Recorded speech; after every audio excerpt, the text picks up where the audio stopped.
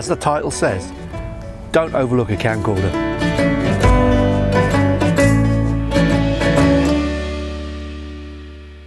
Hi, all of these cameras are Sony camcorders. They're all very cheap.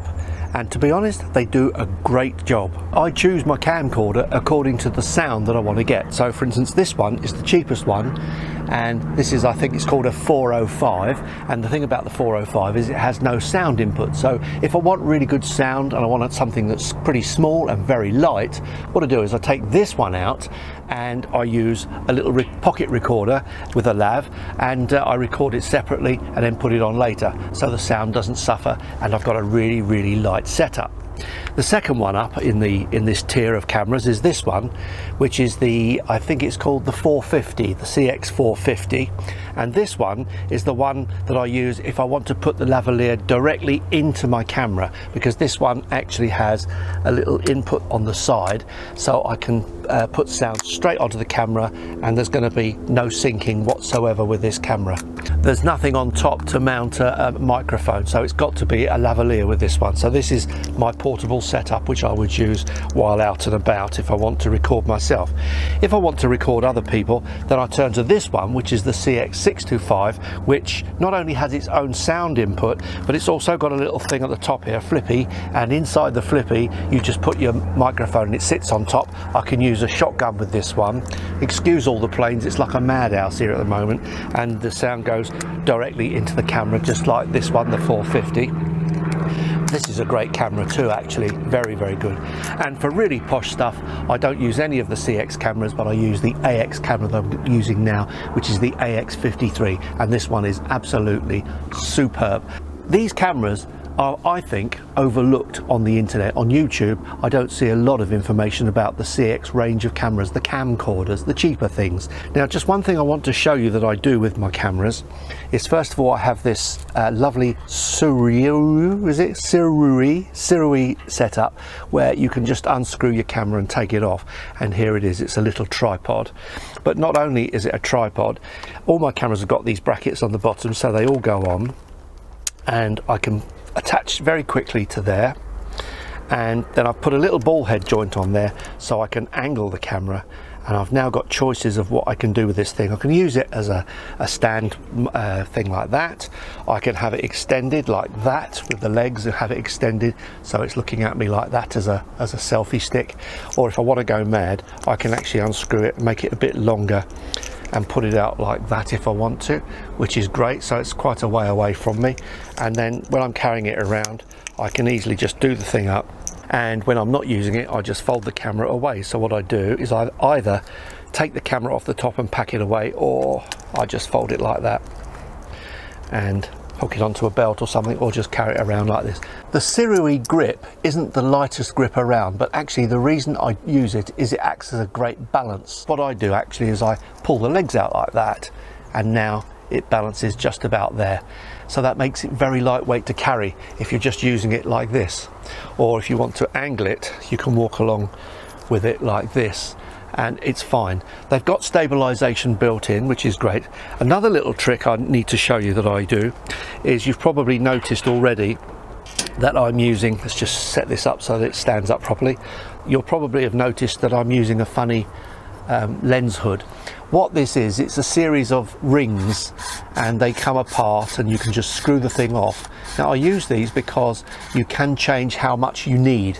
So if I want to put a filter on the back end, like I want to put a polarizer or something like that, I can compensate for the filter by taking off one of the rings. So by taking off one of the rings, I've now made the lens hood slightly shallower, and that's why I use these step-up rings as lens hoods, because actually they work great, and I use them on all my cameras like this. They look okay, they're all right, they're written all over because they've each been labelled, but I don't care, they work.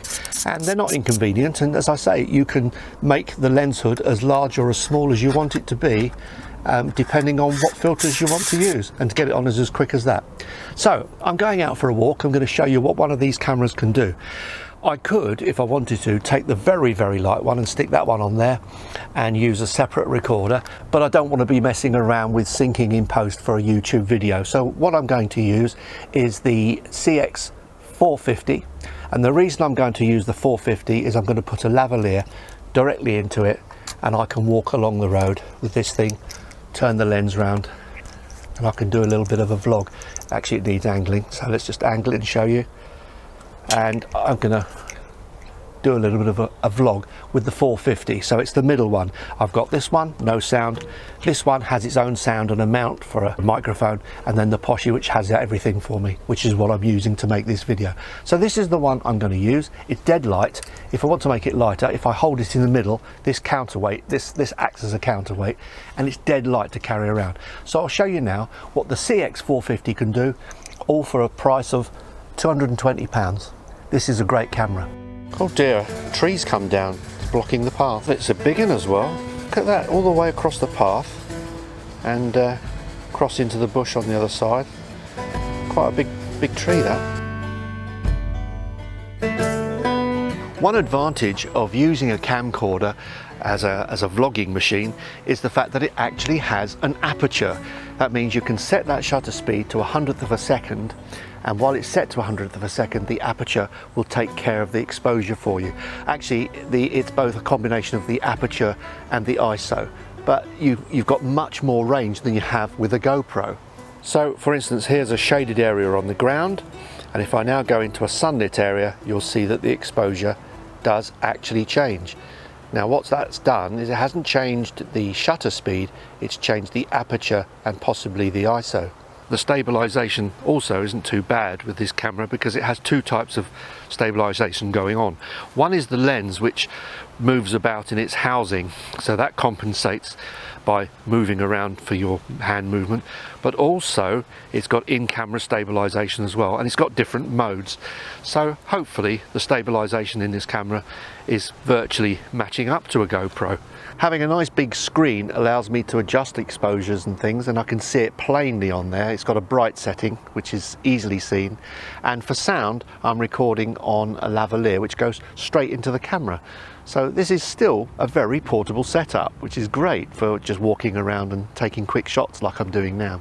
The weight of the camera becomes basically inconsequential as long as you use the right grip. Now the one I'm using is a Sirui grip, and it's a metal one, and it's not the lightest. There's a reason for that, because if you use a very light grip, what happens is the weight of the camera pulls at the other end and the grip doesn't kind of balance it.